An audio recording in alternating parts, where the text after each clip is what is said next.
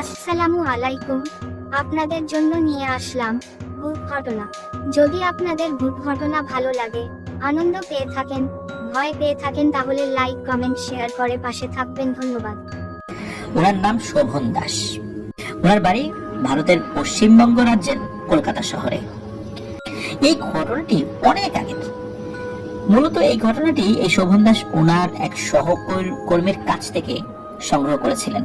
তাও সেটা শুনেছিলেন আরো অনেক আগের, মানে অনেক সময় আগে বলতে হবে, প্রায় বলা চলে 250 বছর তো হবে কমপক্ষে, বা এরকম কাছাকাছি সময় হবে। এই ঘটনাটি আসলে মুখে মুখে চলে আসছে। মানে দেখা যাচ্ছে যে একজন ব্যক্তি তার ছেলের কাছে বলেছে, সেই ছেলে তার ছেলের কাছে বলেছে, এইভাবে আস্তে আস্তে আজকের এই অবস্থানে এসেছে। এই কারণে ওই ঘটনাটির স্থান, সময়, ওই ঘটনার সাথে সংশ্লিষ্ট বিভিন্ন ব্যক্তির একদম আসল নাম, এইগুলো জানাটা বেশ কঠিন হয়ে যায়। তারপরও যতটুকু সম্ভব আমরা আপনাদের সামনে উপস্থাপন করার চেষ্টা করছি। বুঝতেই পারছেন, যেহেতু এতদিন আগে এই ঘটনাটির সূচনা যখন ব্রিটিশ সরকার ভারতে রাজত্ব কায়েম করেছিল, তখন চিরস্থায়ী বন্দোবস্ত প্রথা প্রবর্তনের বেশ অনেকদিন পরেই ব্রিটিশ সরকার জমিদারি প্রথায় বেশ কিছু পরিবর্তন আনে। নতুন নতুন নিয়ম চালু করে তারা নিজেদের সুবিধার্থে, খাজনা আদায়ের ক্ষেত্রে আর মানুষকে শোষণের জন্য। তো এই যে জমিদারদেরকে যে একটা টার্গেট দিয়ে দিত যে এত টাকা দিতে হবে, জমিদাররা এই টাকাগুলো আদায়ের জন্য প্রজাদের উপর অত্যাচারের নতুন নতুন পদ্ধতি চালু করত। এই ঘটনাটি মূলত আমাদেরকে যিনি দিয়েছেন শোভন দাস, উনি ভারতের লোক হলেও ঘটনাটি কিন্তু আজকের বাংলাদেশের পঞ্চগড়ের কোনো একটা জায়গায় ঘটেছিল। এই পঞ্চগড়ে দেবধর দেব সিংহ নামে একজন জমিদার ছিলেন বলে জানা যায়। পঞ্চগড় হলো 5টি গড় বা গ্রাম, একত্রে পঞ্চগড় বলা হতো। এই যে জমিদার দেবধর, তো উনি খুবই দাম্ভিক এবং অত্যাচারী। খাজনা আদায়ের জন্য তিনি প্রজাদের উপর বিভিন্ন ভাবে অত্যাচার করতেন। কেউ যদি বিন্দু মাত্র তার বিরোধিতা করত বা তার সাথে কোনো তর্কে লিপ্ত হতো, তাহলে সেই ব্যক্তিকে গ্রামের সকল মানুষের সামনে পেয়াদা দিয়ে পিটিয়ে পিটিয়ে নৃশংসভাবে হত্যা করা হতো। না হলে তাকে জীবন্ত অবস্থায় গায়ে আগুন দিয়ে পুড়িয়ে মারা হতো। জমিদারের সব পেয়াদাদের নির্দেশ এইটাই দেয়া থাকতো যে যদি কখনো কেউ খাজনা দিতে না চায় বা কোনো গড়িমসি করে, তাহলে তার শাস্তির যেই মাত্রাটা কেমন হবে এই বিষয়ে জমিদারদের বা ওই জমিদারের সাথে পরামর্শের জন্য কোনো সময় ক্ষেপণ না করে, মানে ওরাই যেন সিদ্ধান্ত নেয় এবং সাথে সাথে ওই ব্যক্তিকে হত্যা করা হয়। আসলে জমিদার এইরকম অত্যাচার করত, এর পিছনে কারণ আছে। কারণ হচ্ছে জমিদার সম্পর্কে মানুষের মনে যেন একটা ভয়ের ভাব বজায় থাকে, সবাই যেন তাকে সম্মান করে, মানে মূলত মানুষের জীবনের কোনো মূল্যই ছিল না তার কাছে। মানুষকে নিজের গোলাম বানিয়ে রাখাটাই ছিল তার একটা নেশা। এই কারণে নিত্য নৈমিত্তিক অত্যাচারের বিভিন্ন ধরন তিনি আবিষ্কার করতেন, যে কিভাবে মারলে অনেক কষ্ট দিয়ে মারা যাবে এবং মানুষজন বেশি বেশি ভয় পাবে। দেখা যাচ্ছে যে এই নিত্য নৈমিত্তিক যেই পদ্ধতিগুলো, সেই পদ্ধতির বাইরে গিয়েও উনি বিভিন্ন পদ্ধতি আবিষ্কার করতেন। জীবন্ত পানিতে ডুবিয়ে মারা, এরকম অনেক ব্যাপার। পরিবারের সকল সদস্যের সামনে ওই পরিবারের কর্তাকে নৃশংসভাবে হত্যা করা, এই টাইপের জিনিসগুলো উনি করতেন। তবে স্পেসিফিক ভাবে দুটো পদ্ধতির কথা জানা যায়, সেটা হচ্ছে পিটিয়ে মারা এবং জীবন্ত আগুনে পুড়িয়ে মারা। আর জীবন্ত পানিতে ডুবিয়ে মারারও কিছু কিছু তথ্য পাওয়া যায়। এর বাইরে অন্য কি কি ভাবে তিনি হত্যা করতেন মানুষদেরকে, সেটা খুব একটা জানা যায় না, যেহেতু অনেকদিন আগের ঘটনা। তো এইভাবে মানুষকে ভয়ের বা ত্রাসের একটা বিষয় মানুষের মনের মধ্যে কাজ করাতে বাধ্য করেছিলেন উনি। আর এভাবেই উনি ওনার জমিদারিটা মোটামুটি ভালোই চালিয়ে যাচ্ছিলেন। তো এভাবেই চলছিল, চলতে চলতে কেটে যায় অনেক দিন।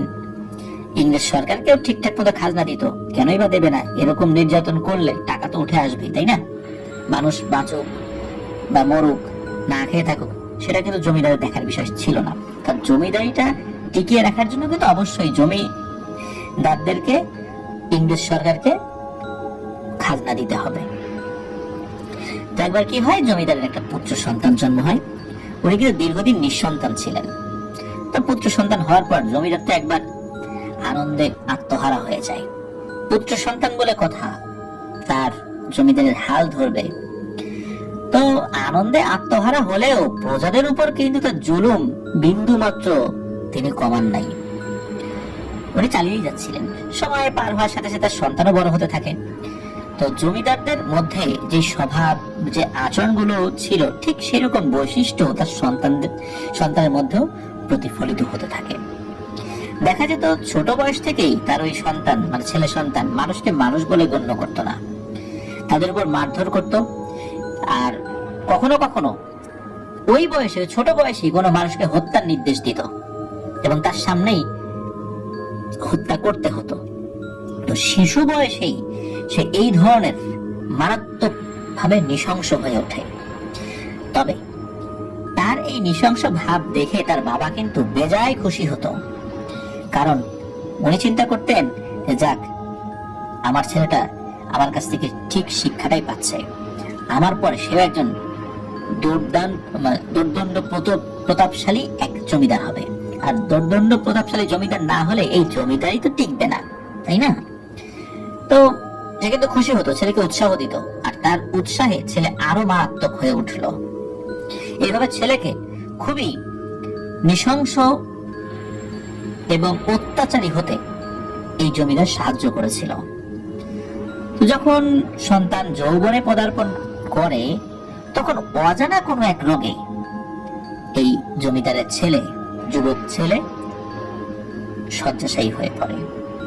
সে সময় চিকিৎসককে হাকিম বলা হতো। জমিদারের যে পারিবারিক হাকিম ছিল, তাকে দিয়ে চিকিৎসা করানো হতে থাকে, কিন্তু অবস্থার কোনো পরিবর্তন আসে না। জমিদার আশেপাশের গ্রামের আরো অনেক ভালো হাকিমকে এনে তার ছেলের চিকিৎসা করিয়েছিলেন, কিন্তু কোনোভাবেই ছেলেটা সুস্থ হতে পারছে না। যতদিন যাচ্ছে ততই ছেলেটা শুকিয়ে একদম শীর্ণকায় হয়ে যাচ্ছে। একটা পর্যায়ে হাঁটা চলার শক্তি হারিয়ে ফেলে, সবসময় বিছানায় পড়ে থাকে। এদিকে জমিদারের যে স্ত্রী ছিল, সে তো ছেলের এই অবস্থা দেখে অনেক কান্নাকাটি করতে থাকে, আর জমিদারকে বলে যেভাবেই হোক তুমি আমার ছেলেকে সুস্থ করার ব্যবস্থা করো। এখন জমিদার তো গভীর চিন্তায় পড়ে যায়, মনে মনে ভাবতে থাকে এত হাকিম কবিরাজ দিয়ে চিকিৎসা করালাম, তবুও ছেলেটা কেন সুস্থ হয় না। আর কোনো কারণে কোনো সমস্যা হয়ে গেলে তার এই জমিদারি কে দেখবে? তো জমিদার ছেলেকে নিয়ে খুবই দুশ্চিন্তায় পড়ে যায়। তবে এই সমস্ত ঝামেলার মধ্যে প্রজাদের উপর অত্যাচারের মাত্রাটা সামান্য কিছু কমে এসেছিল আর কি। তো জমিদার নিজের হাকিমকে একদিন ডেকে পাঠালেন, তার ছেলে সুস্থ না হওয়ার কারণ জানতে চাইলেন তার কাছে। তখন সেই হাকিম জমিদারকে বললেন যে হুজুর, আমি যে বিদ্যা জানি সেটার মাধ্যমে যত রকম চিকিৎসা করার পদ্ধতি আমি জানতাম সবই আমি ব্যবহার করেছি, কিন্তু কোনোভাবেই আমি তাকে সুস্থ করতে পারছি না। এই রোগটা আমার কাছে একেবারেই অজানা, আর আমি যেহেতু পারি নাই, আমার মনে হয় না অন্য কোনো জমিদার যারা আছে, যে জমিদারি তালুক রয়েছে, ওই সমস্ত জায়গায় আমার মতো কোনো হাকিম রয়েছে যারা এই রোগের চিকিৎসা করতে পারবে, কেউ পারবে না। এখন সমাধান কি? জমিদার বলেন যে একটা সমাধান তো বলেন, কি হতে পারে? তখন জমিদার কাছে ওই হাকিম বলে ওঠে, এটা হাকিমি বিদ্যা দিয়ে ভালো হবে না, এটা মনে হচ্ছে অন্য কিছু। আপনি একজন ভালো তান্ত্রিককে দেখান। ওনারা যেহেতু হিন্দু ছিলেন, ওনারা তান্ত্রিক পুরোহিত, এদের কাছে তো যাবেন স্বাভাবিকভাবে। তো হাকিমের কথা মতো ওই জমিদার তান্ত্রিক খোঁজা শুরু করেন। তো বেশ কয়েক গ্রাম পরে জমিদারের পেয়াদারা এক তান্ত্রিকের সন্ধান পায় এবং খুঁজতে খুঁজতে সেই তান্ত্রিকের বাড়িতেও যায় আর সব কথা সবিস্তারে জানায়, আর তাদের সাথে জমিদারের বাড়িতে যেতে অনুরোধ করে। এই তান্ত্রিক আবার ছিল খুবই বদমেজাজি, এও ছিল বেশ দাম্ভিক। সব কথা শুনে সেই তান্ত্রিক বলে, আমি টাকা ছাড়া কোনো কাজ করি না, কত টাকা দেবে তোদের জমিদার? তখন এক পেয়াদা বলে ওঠে, টাকা নিয়ে আপনাকে কোনো চিন্তা করতে হবে না, জমিদারের অনেক টাকা আছে, আপনার যত টাকা দরকার পেয়ে যাবেন, কিন্তু ছেলেকে সুস্থ করতে হবে। যেহেতু সেই তান্ত্রিক ছিল খুবই বদমেজাজের, উগ্র স্বভাবের, আর এমন উগ্র স্বভাবের ছিল যে সবাই তাকে ভয় পেত, সে কাউকে ভয় পেত না। আর এই কারণে ওই তান্ত্রিক ওদেরকে বলে ওঠে, আমি তোদের সাথে কোথাও যাব না, প্রয়োজনটা আমার না, প্রয়োজনটা তোদের জমিদারের। তোদের জমিদারের খাইও না, আমি পড়িও না, আর তোদের জমিদারির এলাকায় আমি বসবাস করি না। তোদের জমিদারকে আমার কাছে আসতে বল। তো এই কথা শোনার পর পেয়াদারা তো ফেরত গিয়েছে, ফেরত গিয়ে ওই তান্ত্রিক কি বলেছে এগুলো তো বলতে ভয় পাচ্ছে, কারণ জমিদারকে সে ওইখানে যেতে বলছে। তারপরও জমিদার বারবার বলছিল, এই ওটা তান্ত্রিক পাইছো কি বলছে? তখন তারা শোনায় যে আপনাকে যেতে বলছে এখানে, এবং এটাও বলছে সে আপনার খায়ও না পরেও না, সুতরাং আপনার বাড়িতে যেতে সে বাধ্য না। এই কথা শুনে জমিদার তো খুব রাগে ফুলে ফেপে ওঠে, মনে মনে ভাবে, আমি জমিদার, আমার ভয়ে সবাই কাঁপে, আর কোথাকার কোন তান্ত্রিক ফান্ত্রিক আমাকে অসম্মান করে এরকম কথা বললো, যারা তোকে আমি শিক্ষা দিব। কিন্তু তার স্ত্রীর কান্না আর ছেলের মুখ চেয়ে কিছুই আর করতে পারে না, কারণ তার ছেলেটাকে তো সুস্থ করতে হবে, তাই না? বাধ্য হয়েই উনি রওনা দেয় ওই তান্ত্রিকের ঠিকানায়। তো গন্তব্যে পৌঁছে জমিদার দেখেন একটা বিশাল বট গাছের নিচে বসে আছে সেই তান্ত্রিক, আর ওই জমিদারের দিকে তাকিয়ে মুচকি মুচকি হাসছে। তো তান্ত্রিক জমিদারকে জিজ্ঞেস করে যে, কি আসলা? তো তোমার ছেলের প্রাণের বিনিময়ে কত টাকা দিবা আমাকে? আমি কিন্তু টাকা ছাড়া কোনো কাজ করি না, আর এটা কোনো দাতব্য প্রতিষ্ঠান না যে আমি দাতব্য প্রতিষ্ঠান খুলে বসছি, সবাইকে অল্প টাকায় বা বিনা টাকায় সার্ভিস দিব বা সেবা দিব, সেই সুযোগ নাই। ফেলো করি মাখো তেল, টাকা দিতে হবে। তো জমিদার বলে যে, আপনি কত টাকা চান? আমি সেই টাকাই দিব। তখন ওই তান্ত্রিক বলে, তুমি নিজেই বলো কত টাকা দাও বা কত টাকা দিতে পারবা তুমি। তখন ওই জমিদার একটা অ্যামাউন্ট বলে, যেটা তান্ত্রিকের ধারণা থেকে হয়তো বেশি ছিল। তখন সেই তান্ত্রিক রাজি হয় জমিদারের সাথে যেতে, ওই ছেলেকে চিকিৎসা করতে। তো সে আসেও, আসার পরে ছেলেটাকে খুব ভালোভাবে পর্যবেক্ষণ করে।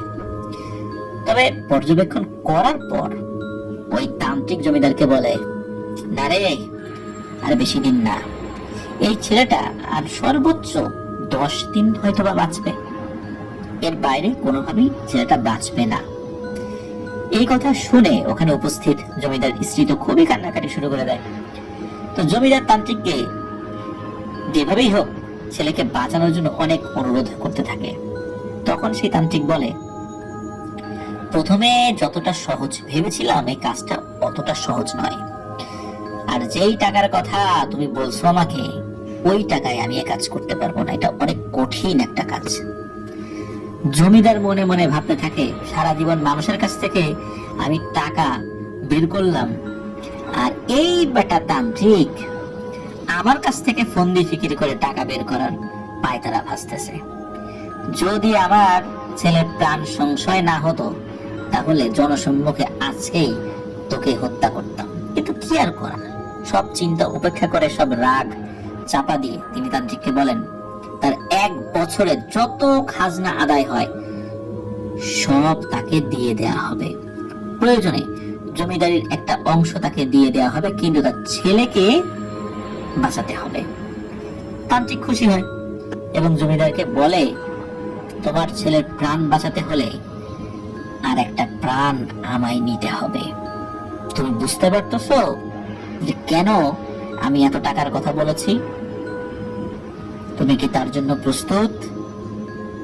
জমিদার যেহেতু খুবই নিষ্ঠুর ছিলেন, তাই তিনি বললেন, আপনার যাকে খুশি তাকে মেরে ফেলুন, কিন্তু আমার ছেলেকে আপনাকে বাঁচাতে হবে।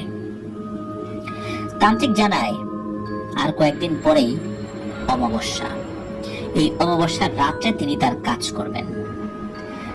তান্ত্রিক জমিদারকে কিছু সামগ্রী জোগাড় করে রাখতে বলেন। জমিদারও তাকে বলেন যতদিন না তার ছেলে সুস্থ হবে ততদিন কিন্তু এই তান্ত্রিক এখান থেকে যেতে পারবে না। তান্ত্রিকও বেজায় খুশি, কারণ ওই ছেলেটাকে সুস্থ করতে পারলে যে অ্যামাউন্টটা সে পাবে সেটা সারা জীবন এই তান্ত্রিকগিরি করেও উপার্জন করতে পারবে না।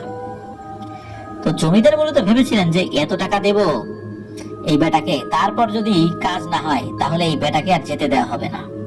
এই বেটাকে আমি শুলে চড়াবো, জনসম্মুখে শুলে চড়াই হত্যা করব।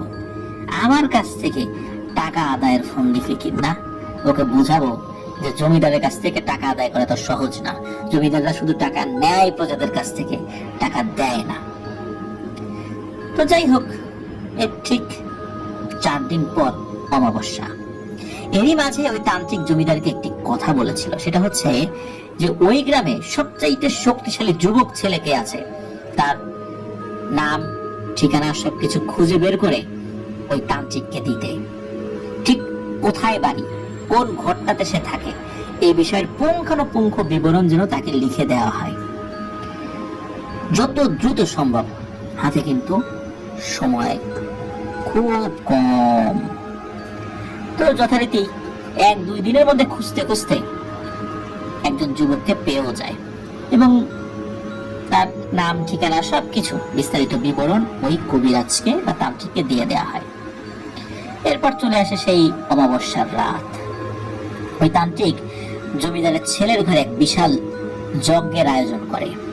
তিনি ওই ঘর থেকে সব মানুষকে বেরিয়ে যেতে বলেন, এমনকি জমিদারের স্ত্রীকেও, শুধু জমিদারকে থাকতে বলেন। তো জমিদারের জোগাড় করা সব জিনিস নিয়ে তিনি অদ্ভুত মন্ত্র পড়তে পড়তে তার অনুষ্ঠান শুরু করেন। জমিদারও হিন্দু ধর্মের অনেক মন্ত্র জানতো, কিন্তু জমিদার খেয়াল করছে যে ভাষায় যে মন্ত্রটা পড়ছেন এটা মূলত তাদের প্রচলিত কোনো মন্ত্র না, ভাষাটাও তাদের প্রচলিত কোনো ভাষা না, যে ভাষায় মূলত হিন্দু ধর্মের বিভিন্ন মন্ত্রগুলো থাকে বা বিভিন্ন পুরোহিতরা যে মন্ত্রগুলো পাঠ করে, এটা কোনোটার সাথে সেটা মিলছে না। এখন জমিদার চিন্তা করছে ও যেটাই পড়ুক না কেন আমার ছেলে সুস্থ হওয়া বলে কথা, কি পড়লো না পড়লো, কোথা থেকে পড়লো না পড়লো, এটা আমার দেখার বিষয় না। তো ওই তান্ত্রিক তো অদ্ভুত রকমের মন্ত্র পড়তে পড়তে যজ্ঞ চালাতে থাকে। এভাবে বেশ কিছুক্ষণ চলার পর রাত যখন অনেক গভীর হয় তখন তান্ত্রিক হাতে একটা ডাব নেয়। ওখানে ডাব রাখা ছিল, তো ওখানে একটা ধারালো দায়ের মতো জিনিসও ছিল। তো এক কোপে ওই ডাবের এক পাশ কেটে একটা ঢাকনার মতো তৈরি করা হয়। এরপর ওই তান্ত্রিক জমিদারকে চোখ বন্ধ করতে বলে এবং বিড়বিড় করে আবারও অদ্ভুত সব মন্ত্র পড়ে ওই ডাবটাতে ফু দিতে থাকে। হঠাৎ করে ওই ডাবটি শূন্যে ভাসতে শুরু করে এবং ধীরে ধীরে ঘর থেকে বাইরে চলে যায়। তো জমিদার তো চোখ বন্ধ করেছিল, সময় চোখ বন্ধ করতে বলা হয়েছিল তাকে, কিন্তু জমিদার কৌতূহল বশত তার একটি চোখ হালকা করে সামান্য একটু খুলে রেখেছিলেন আর কি, যে কি হয় সেটা দেখার জন্য। উনি দেখলেন যে এইভাবে ওই ডাবটা চলে গেল কোন দিকে যেন। অনেকক্ষণ হয়ে যায়, তান্ত্রিক মন্ত্র পড়েই যাচ্ছে। হঠাৎ ওই ডাবটি আবার ঠিক আগের মতো ভেসে ভেসে তান্ত্রিকের কাছে এসে থেমে যায়। জমিদার কিন্তু ওই যে মাঝে মাঝে চোখ একটু একটু খুলে দেখছিলেন আর কি। তান্ত্রিক বলেছিল যে চোখ খোলা যাবে না, চোখ বন্ধ করে রাখতে হবে যতক্ষণ না পর্যন্ত তান্ত্রিক খোলার অনুমতি দেন। কিন্তু জমিদার মাঝে মাঝে তাকিয়ে তাকিয়ে এই তান্ত্রিকের কর্মকাণ্ড দেখছিল, কারণ উনি তান্ত্রিকের উপর বেজায় ক্ষিপ্ত ছিলেন। উনি চিন্তা করছেন এই বেটা একটা ভণ্ড, আমাকে বোকা বানিয়ে মোটা অঙ্কের টাকা নেওয়াটাই হয়তোবা এর উদ্দেশ্য, তা না হলে তান্ত্রিকরা এত টাকা কেন চাবে, এরকম চিন্তা করেছিলেন আর কি। তো জমিদার ওই চোখের যে অংশটা হালকা খুলে রেখেছিলেন সে ওইটুক দিয়ে দেখতে পান যে তান্ত্রিকের হাতে থাকা যে কাটা ঢাকনার মতো অংশটা, এটা কিন্তু তান্ত্রিকের হাতে ছিল, মানে উপরে একটা অংশ কেটে ক্যাপের মতো সৃষ্টি করছে। আমরা অনেক সময় বোতলে যে ক্যাপটা খুলে ফেলতে পারি, যে প্যাচটা, তো প্যাচটা খোলার পর ধরুন যে ওই জিনিসটা আমার হাতে। তো ওই ডাবটা এক কোপে কাটার পর ওই উপরের অংশটা, ক্যাপের মতো অংশটা তান্ত্রিকের হাতে ছিল, আর অন্য অংশটা ভাসতে ভাসতে চলে গিয়েছিল।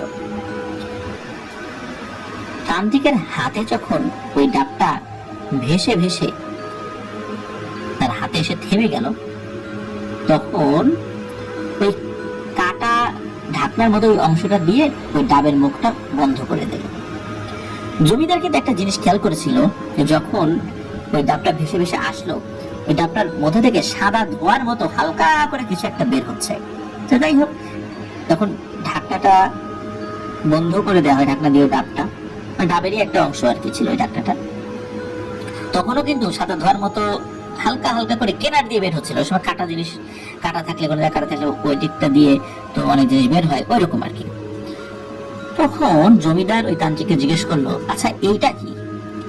তান্ত্রিক তখন বিরক্ত হয়ে বলে, এই প্রশ্ন করিস না, চুপচাপ দেখবি। এরপর আবার তান্ত্রিক চোখ বন্ধ করে এবং বিড়বিড় করে মন্ত্র বলা শুরু করে। ওই সময় কিন্তু জমিদার চোখ খুলে রেখেছিল আর কি।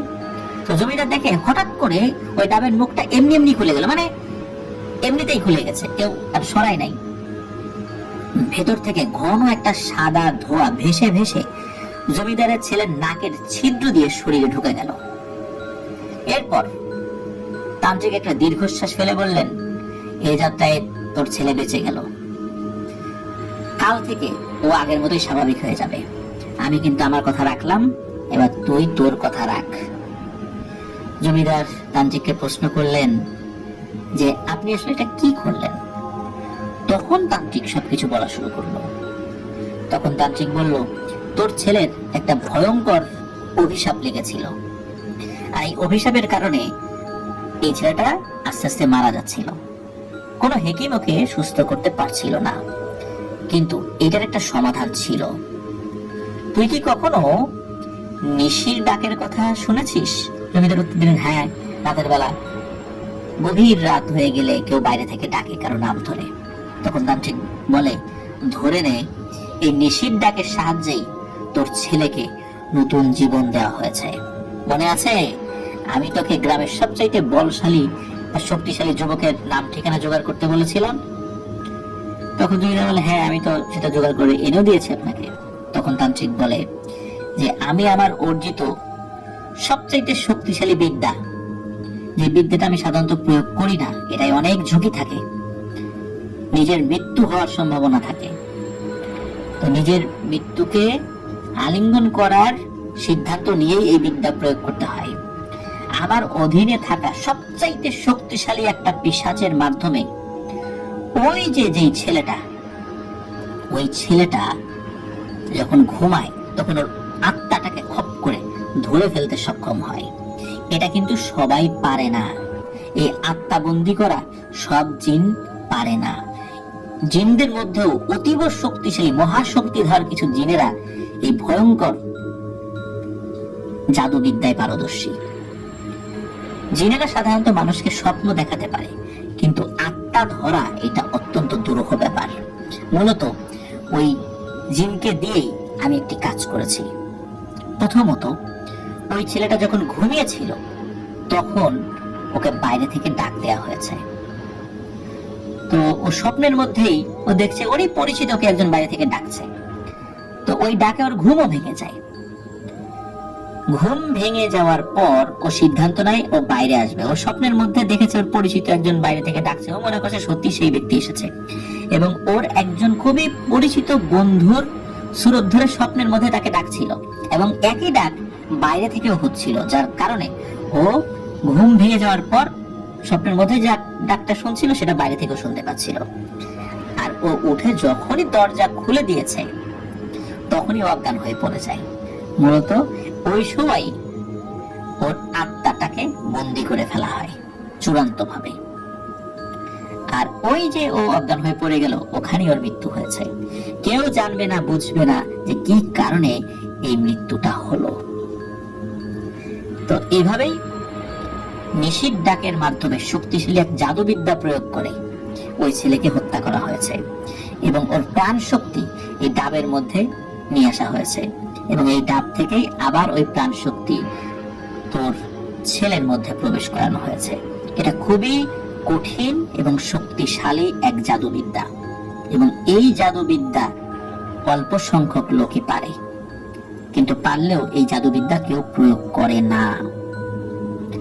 তো যাই হোক, এই সব কথা বলেন, এবং জমিদার এটাও বলেন যে বহু বছর কঠিন থেকে কঠিনতম তন্ত্র সাধনা করার পর এই বিদ্যা সে অর্জন করেছে। আশ্চর্যজনক ভাবে হয় কি, পরের দিন থেকে জমিদারের সেই ছেলেটা একদম সুস্থ হয়ে যায়।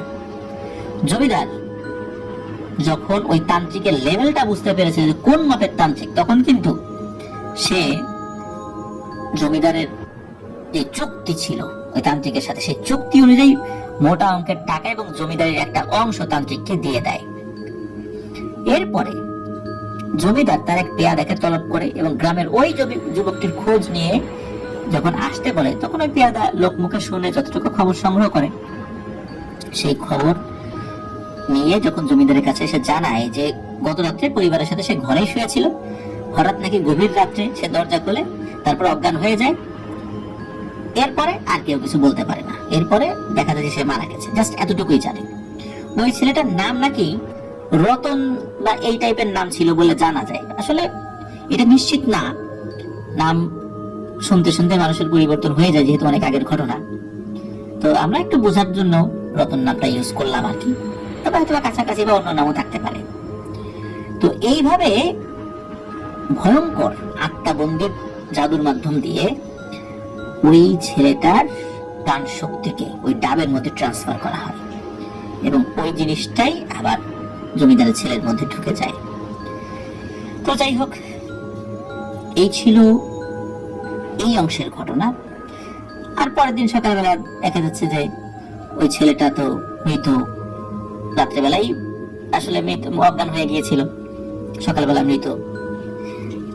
তবে একটা ব্যাপার, সেটা হচ্ছে এইখানে একটা ঝুঁকি ছিল, যেটা তান্ত্রিক জানিয়েছিল যে ওই ছেলেটাকে যতক্ষণ না পর্যন্ত দাহ না করা হবে, মানে দাহ করা বা তাকে যদি মাটিতে পুঁতে ফেলা হয়, ওই লাশের যেই শরীর বিভিন্ন অংশ পচন না ধরা পর্যন্ত যে কোনো সময় অন্য কোনো তান্ত্রিক ওই প্রাণ শক্তিকে আগের দেহে ফেরত নিতে সক্ষম হতে পারে।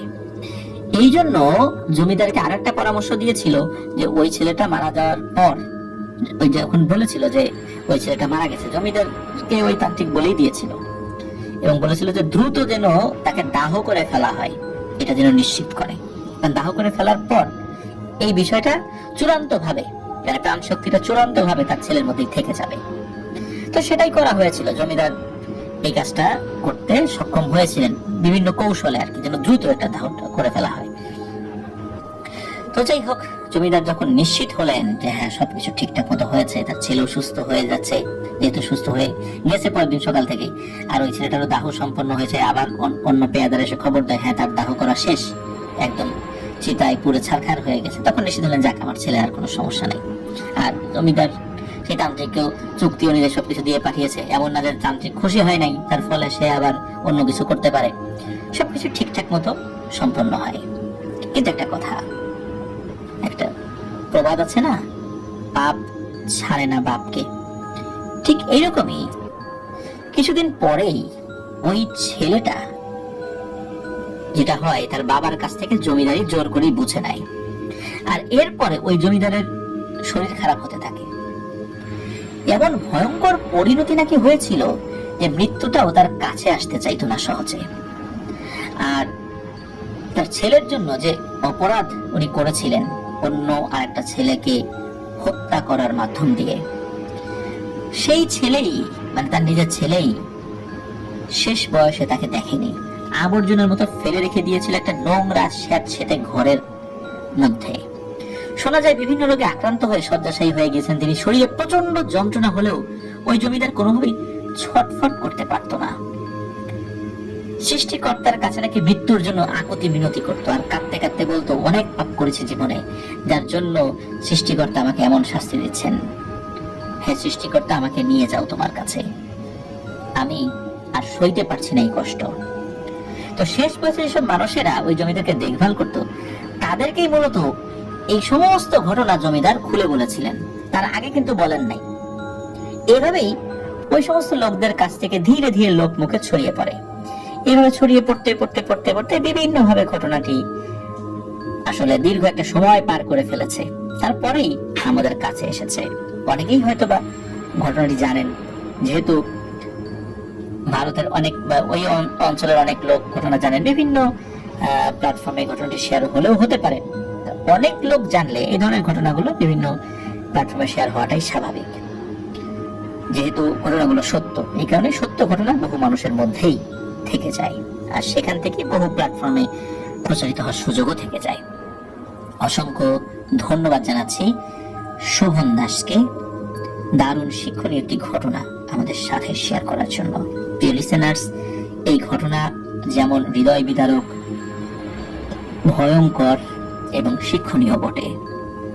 কারণ অত্যাচার যদি আমরা কারো উপর করি তাহলে এর পরিণতি আমাদেরকে ভোগ করতেই হবে। তবে এই ঘটনা একটি বিষয়, এটা জানা যায় নাই, যেহেতু অনেকদিন আগের ঘটনা, আসলে ওই ছেলের কি সমস্যা হয়েছিল।